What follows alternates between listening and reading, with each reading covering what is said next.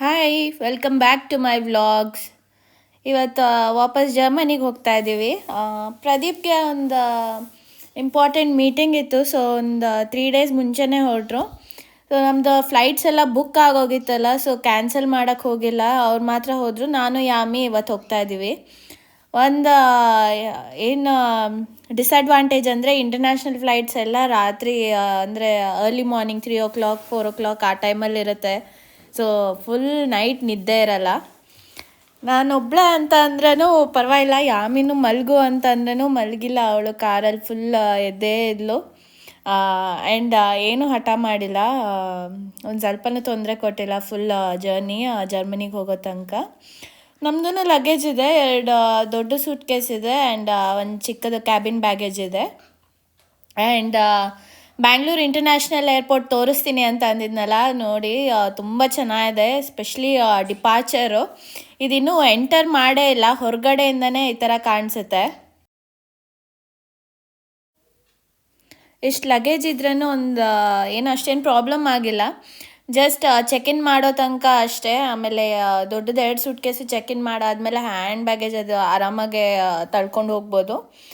So ಚೆಕ್-ಇನ್ ಮಾಡೋದಕ್ಕೂ ತುಂಬ ಜನ ಇದ್ದರು. ಇವಾಗ ಐ ಥಿಂಕ್ ಫ್ಲೈಟ್ಸಲ್ಲಿ ಓಡಾಡೋ ಜನ ತುಂಬ ಜಾಸ್ತಿ ಇದ್ದಾರೆ ಅನಿಸುತ್ತೆ.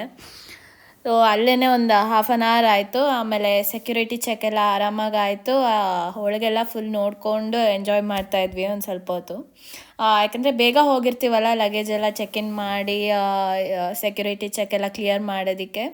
ಸೊ ಒಳಗೆಲ್ಲ ನೋಡಿ ತುಂಬ ಚೆನ್ನಾಗಿದೆ. ಆ್ಯಂಡ್ ಸ್ಪೆಷಲಿ ಗ್ರೀನ್ ಎಲಿಮೆಂಟ್ಸು, ಆ ಬ್ಯಾಂಬೂಲ್ಲಿ ಮಾಡಿರೋದೆಲ್ಲ ತುಂಬಾ ಚೆನ್ನಾಗಿದೆ.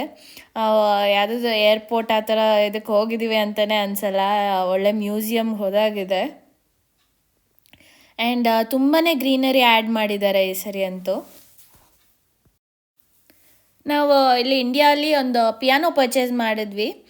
ಅದರಿಂದ ನನಗೊಂದು ಎಕ್ಸ್ಟ್ರಾ ಲಗೇಜ್ ಆಯಿತು. ಪ್ರದೀಪ್ ಪಿಯಾನೋ ಮತ್ತು ಇನ್ನೊಂದು ಸೂಟ್ ಕೇಸ್ ತೊಗೊಂಡೋಗಿದ್ದಾರೆ. ಸೊ ನನಗೆ 2 ದೊಡ್ಡ ಲಗೇಜು, ಒಂದು ಚಿಕ್ಕದಾಯಿತು. ಪಿಯಾನೋನು ನಾವು ಫುಲ್ ಚೆಕ್-ಇನ್ ಮಾಡಿಬಿಟ್ವಿ ಅದನ್ನು. ಸೊ ಹೋಪ್ಫುಲಿ ಏನೂ ಡ್ಯಾಮೇಜ್ ಆಗದಿರ ಹೋಗುತ್ತೆ ಅಂದ್ಕೊಂಡಿದ್ದೀವಿ. ಅದಕ್ಕೆಲ್ಲ ಫುಲ್ ನೀಟಾಗಿ ಪ್ಯಾಕ್ ಮಾಡಿದ್ದೀವಿ. ನೋಡೋಣ ಹೇಗೆ ಡೆಲಿವರ್ ಮಾಡ್ತಾರೆ ಅಂತ.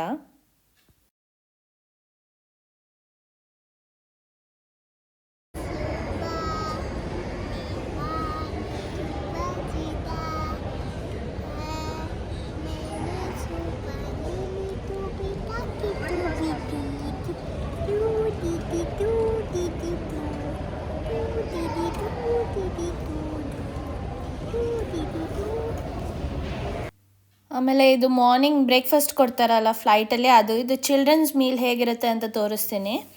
ಒಂದು ಸ್ಲೈಸ್ ಇದು ಕೇಕು ಚೆನ್ನಾಯಿತು. ಆ್ಯಂಡ್ ಮಾಮೂಲಿ ಒಂದು ಬನ್ನು, ಬಟರ್, ಜಾಮ್ ಅದೆಲ್ಲ ಕೊಟ್ಟಿದ್ದಾರೆ. ಒಂದು ಚಾಕ್ಲೇಟ್ ಕೊಟ್ಟಿದ್ದಾರೆ. ಸ್ವೀಟಲ್ಲಿ ಫಿರ್ನಿ ಥರ, ತುಂಬ ಸ್ವೀಟ್ ಇಲ್ಲ, ಲೈಟಾಗಿದೆ ಅಷ್ಟೇ. ಅದರ ಜೊತೆಗೆ ಈ ಪ್ಯಾನ್ ಕೇಕ್ಸ್ ಅಂತ ಬರುತ್ತಲ್ಲ ಅದು, ಮತ್ತು ಕಸ್ಟರ್ಡ್ ಮತ್ತು ಫ್ರೂಟ್ ಏನೋ ಒಂದು ಸೈಡ್ ಇತ್ತು ಅದಕ್ಕೆ. ಅದ್ರ ಜೊತೆ ಒಂದು ಬೌಲ್ ಫ್ರೆಶ್ ಫ್ರೂಟ್ಸ್ ಇತ್ತು. ಆ್ಯಂಡ್ ಕುಡಿಯೋದಕ್ಕೆ ಒಂದು ಈ ಥರ ಜ್ಯೂಸ್ ಇತ್ತು. ಅವಳು ಏನೂ ತಿಂದಿಲ್ಲ, ಸುಮ್ಮನೆ ಹಾಗೆ ಲೈಟಾಗಿ ಫ್ರೂಟ್ಸ್ ಏನೋ 1-2 ತಿಂದ್ಲು ಅಷ್ಟೇ. ಆ್ಯಂಡ್ ನಮ್ಮದು ಇನ್ನೊಂದೇನೆಂದರೆ, ನಾವು ಹೋಗಿದ್ದು ಫ್ರ್ಯಾಂಕ್ಫರ್ಟ್ಗೆ, ಅಲ್ಲಿಂದ ಸ್ಟುಟ್ಗಾರ್ಟ್ಗೆ ಟ್ರೈನ್ ಇತ್ತು. ಸೊ ಇದೆಲ್ಲ ಒಟ್ಟಿಗೆ ಬುಕ್ ಆಗುತ್ತೆ. ಸೊ ನಮಗೆ ಲಗೇಜ್ ಏನು ಮಾಡ್ತಾರೆ, ಟ್ರೈನ್ ಟರ್ಮಿನಲ್ ಇತ್ತಲ್ಲ ಅಲ್ಲಿ ತನಕ ಬರುತ್ತೆ ಲಗೇಜು. ಸೊ ನಾವು ಫ್ಲೈಟ್ ಇಳಿದಾಗ ಅಲ್ಲಿ ಬ್ಯಾಗೇಜ್ ಕ್ಲೇಮಲ್ಲೆಲ್ಲ ಏನು ತೊಗೊಳೋದಾಗಿಲ್ಲ, ಡೈರೆಕ್ಟಾಗೇ ಇಲ್ಲಿ ಬರುತ್ತೆ.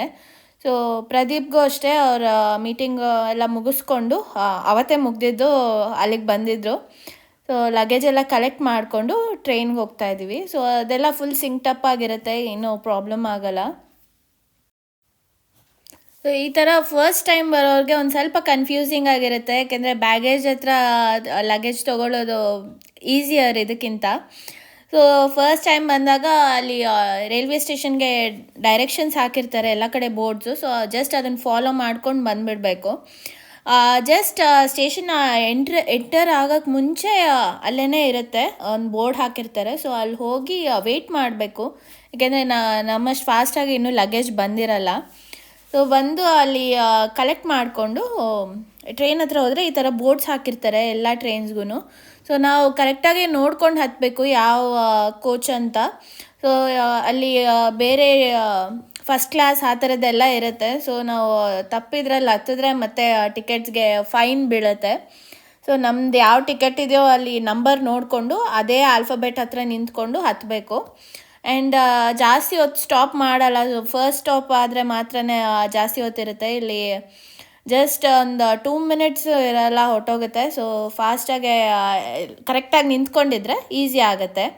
ಆ್ಯಂಡ್ ಇದು ಹೈ ಸ್ಪೀಡ್ ಟ್ರೈನ್ಸ್ ತುಂಬಾ ಬೇಗ ತುಂಬ ಡಿಸ್ಟೆನ್ಸ್ ಕವರ್ ಮಾಡುತ್ತೆ. ನೋಡಿ, ಇದು ಪ್ಯಾರಿಸ್ಗೆ ಹೋಗ್ತಾ ಇದ್ದಿದ್ದು ಟ್ರೈನ್ ಹೇಗಿದೆ ನೋಡಿ.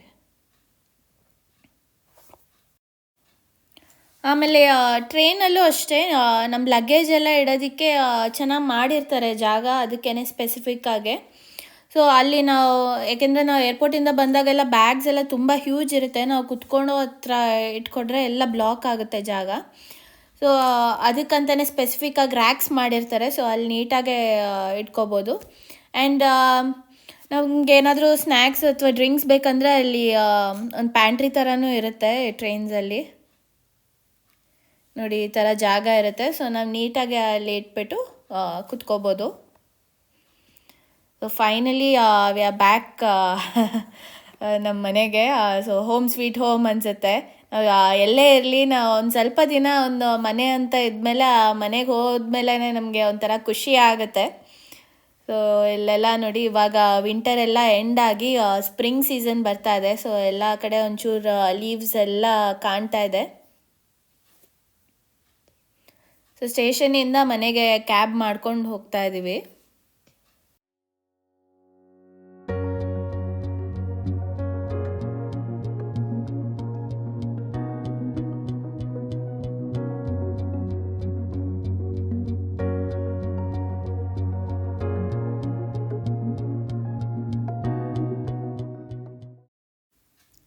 ಇದೆಲ್ಲ ಗಿಡಗಳು ನೋಡಿ, ಒಂದು ಸ್ವಲ್ಪ ಲೀವ್ಸ್ ಎಲ್ಲ ಶೆಡ್ ಆಗಿದೆ, ಬಟ್ ಅಷ್ಟೇನು ಏನು ಡ್ಯಾಮೇಜ್ ಥರ ಆಗಿಲ್ಲ, ಕೊಳ್ತೋಗಿಲ್ಲ.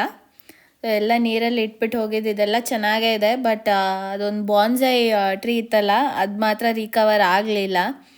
ಸೊ ಅದಕ್ಕೂ ಒಂದು ಬಾಟ್ಲಲ್ಲಿ ಹಾಕಿ ಒಂದು ಲೈಟಾಗಿ ಡ್ರಿಪ್ ಆಗೋ ಥರ ನೀರು ಅರೇಂಜ್ ಮಾಡಿ ಹೋಗಿದ್ರು ಅದು ಉಳಿಲಿಲ್ಲ ಆ ಗಿಡ.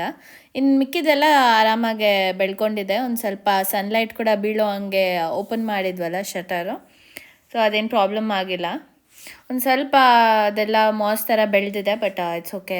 ಅವೆಲ್ಲ ಒಂದು ಸ್ವಲ್ಪ ಬಿಸಿಲಲ್ಲಿಟ್ಟರೆ ಸರಿ ಹೋಗುತ್ತೆ. Hi, welcome back to my blogs. ಹೇಗಿದ್ದೀರಾ ಎಲ್ಲರೂ? ನಾವು ಇಂಡಿಯಾದಿಂದ ಬಂದಿದ್ದು ನೆನ್ನೆ. ಬರೋಷ್ಟರಲ್ಲಿ ಇಲ್ಲಿ 1:30 2 o'clock ಆಗ್ತಾ ಇತ್ತು ಮಧ್ಯಾಹ್ನ. ಆ್ಯಂಡ್ ಇವತ್ತೇ ನಮಗೆ ವೀಸಾ ಅಪಾಯಿಂಟ್ಮೆಂಟ್ ಇರೋದಿಲ್ಲಿ. ನಮಗೆ ಲಾಂಗ್ ಟರ್ಮ್ ವೀಸಾ ಇನ್ನೂ ಕೊಟ್ಟಿರಲಿಲ್ಲ. ಸೊ ನಮ್ದು ಡಿಸೆಂಬರಲ್ಲಿ ಎಕ್ಸ್ಪೈರ್ ಆದಾಗ 1 yearಗೆ ಫಿಕ್ಷನಲ್ ವೀಸಾ ಅಂತ ಬರುತ್ತೆ, ಅದನ್ನು ಎಕ್ಸ್ಟೆಂಡ್ ಮಾಡಿ ಕೊಟ್ಟಿದ್ರು.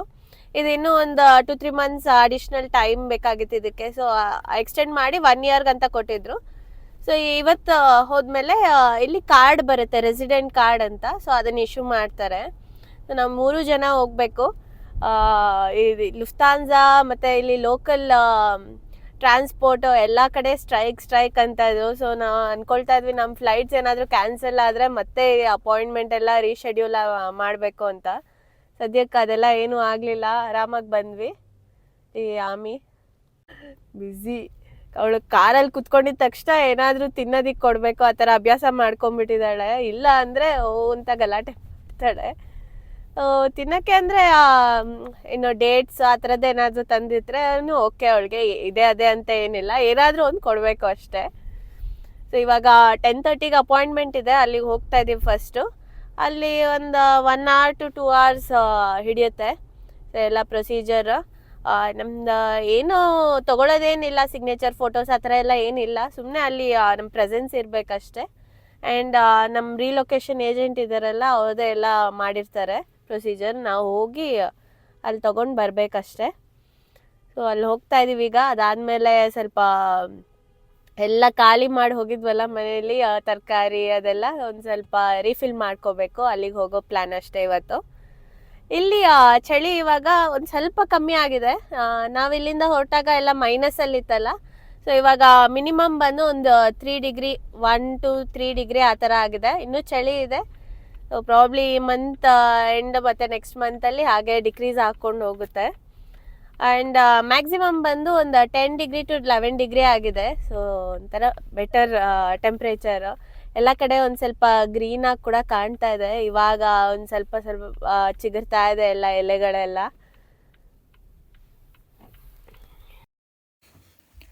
ಇಲ್ಲಿ ಲಂಚ್ ನಾವು ಅಲ್ಲೇ ಒಂದು ಬೇಕ್ರಿಯಲ್ಲಿ ಮಾಡಿದ್ವಿ. ಕ್ಯಾರೆಟ್ ಮಫಿನ್ನು ಮತ್ತು ಇದು ಚಿಕನ್ ಹಾಕಿ ಸ್ಟಫ್ ಮಾಡಿರೋ ಅಂಥದ್ದು. ಕ್ಯಾರೆಟ್ ಮಫಿನ್ ಅಂತೂ ತುಂಬ ಚೆನ್ನಾಗಿರುತ್ತೆ, ಟ್ರೈ ಮಾಡಿ ನೀವು. ಆ್ಯಂಡ್ ನೆಕ್ಸ್ಟ್ ಇಲ್ಲಿ ಗ್ರಾಸರೀಸ್ ಎಲ್ಲ ತೊಗೊಳಕ್ಕೆ ಬಂದ್ವಿ. ಇಲ್ಲಿ ಪೈನಾಪಲ್ ನೋಡಿ 2.5 euros, ಬಟ್ ತುಂಬ ಚೆನ್ನಾಗಿರುತ್ತೆ. ಎಷ್ಟೊಂದು ಸರಿ ಟ್ರೈ ಮಾಡಿದ್ದೀವಿ. ಅದರಲ್ಲಿ ಬರೀ ಒಂದು ಸರಿ ಏನೋ ಚೆನ್ನಾಗಿರಲಿಲ್ಲ, ಬಟ್ ಯಾವಾಗಲೂ ತುಂಬ ಸ್ವೀಟಾಗಿರುತ್ತೆ ಆ್ಯಂಡ್ ಟೇಸ್ಟಿಯಾಗಿರುತ್ತೆ. ಆ್ಯಂಡ್ ನಾವು ಲೂಸ್ ತೊಗೊತೀವಲ್ಲ, ಅದನ್ನು ವೇಯ್ ಮಾಡೋದು ಈ ಥರ. ಇಲ್ಲಿ ಒಂದು ವೇಯಿಂಗ್ ಮಿಷಿನ್ ಇಟ್ಟಿರ್ತಾರೆ. ಸೊ ನಾವು ತೊಗೊಂಡಿರೋ ಐಟಮ್ನ ಅಲ್ಲಿ ಸೆಲೆಕ್ಟ್ ಮಾಡಿದ್ರೆ ಅದ್ರ ವೆಯ್ಟು ಮತ್ತು ಪ್ರೈಸು ಒಂದು ಇದರಲ್ಲಿ ಪ್ರಿಂಟ್ ಬರುತ್ತೆ ಸ್ಟಿಕ್ಕರಲ್ಲಿ. ಸೊ ಅದನ್ನು ನಾವು ಅದರಲ್ಲಿ ಅಂಟಿಸ್ಕೋಬೇಕು. ಸೊ ನಾವು ಸೆಲ್ಫ್ ಬಿಲ್ಲಿಂಗ್ ಆದರೂ ಮಾಡ್ಕೋಬೋದು ಹೊರಗಡೆ, ಅಥವಾ ಕೌಂಟರಲ್ಲಾದರೂ ಈ ಥರ ಇಡ್ಬೋದು. ಸೊ ಫ್ರೆಶ್ ವೆಜಿಟೇಬಲ್ಸು ಮತ್ತು ಫ್ರೂಟ್ಸ್ ತೊಗೊಂಡಾಗ ಅದೊಂದು ಮಾಡ್ಕೋಬೇಕು. ಇಲ್ಲಾಂದರೆ ಮತ್ತೆ ಅಲ್ಲಿ ನಿಂತ್ಕೊಂಡು ಕ್ಯೂ ಅಲ್ಲಿ ನಿಂತಾದ್ಮೇಲೆ ಮತ್ತೆ ಹೋಗಬೇಕಾಗತ್ತೆ. ಸೊ ಅದೊಂದು ಪ್ರಾಬ್ಲಮ್ಮು.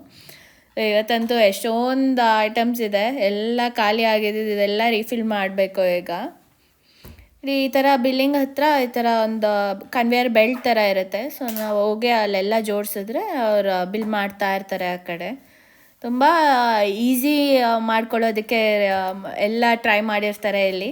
ಜಾಸ್ತಿ ಲೇಬರ್ ಯೂಸ್ ಆಗ್ದಿರ ಎಷ್ಟು ಈಸಿಯಾಗೆ ಕನ್ವೀನಿಯೆಂಟಾಗೆ ಒಂದು ಪ್ರೊಸೆಸ್ ಮಾಡ್ಬೋದು ಅಷ್ಟು ಈಸಿ ಮಾಡಿರ್ತಾರೆ.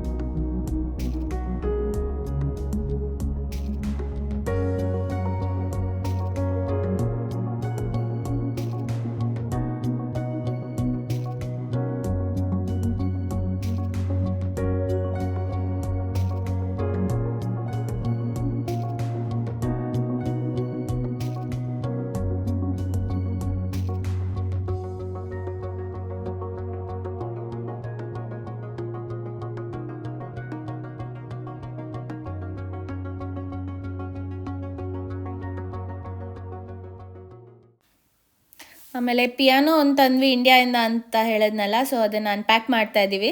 ಇದೆಲ್ಲ ನಾವೇ ಪ್ಯಾಕ್ ಮಾಡಿದ್ದು. ಅಮೆಝಾನಲ್ಲಿ ವ್ರ್ಯಾಪಿಂಗ್ ಶೀಟೆಲ್ಲ ಆರ್ಡ್ರ್ ಮಾಡಿ ಅದನ್ನು ನೀಟಾಗೆ ಫುಲ್ ಪ್ಯಾಕ್ ಮಾಡಿ ಹಾಕಿದ್ದು. ಸೊ ಏನು ಡ್ಯಾಮೇಜ್ ಆಗಿರಲಿಲ್ಲ, ಫುಲ್ ಚೆನ್ನಾಗಿ ಬಂದಿತ್ತು. ನನಗೆ ಅದೇ ಭಯ ಆಗಿತ್ತು, ಅದಕ್ಕೆ ಅಷ್ಟೆಲ್ಲ ದುಡ್ಡು ಕೊಟ್ಟು ಹಾಕಿರ್ತೀವಿ.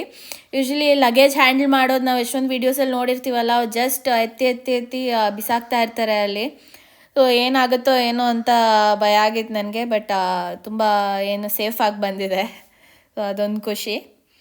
ಆ್ಯಂಡ್ ಈ ವ್ಲಾಗ್ನ ನಾನು ಎಲ್ಲಿಗೆ ಎಂಡ್ ಮಾಡ್ತೀನಿ. So thank you for watching. Bye.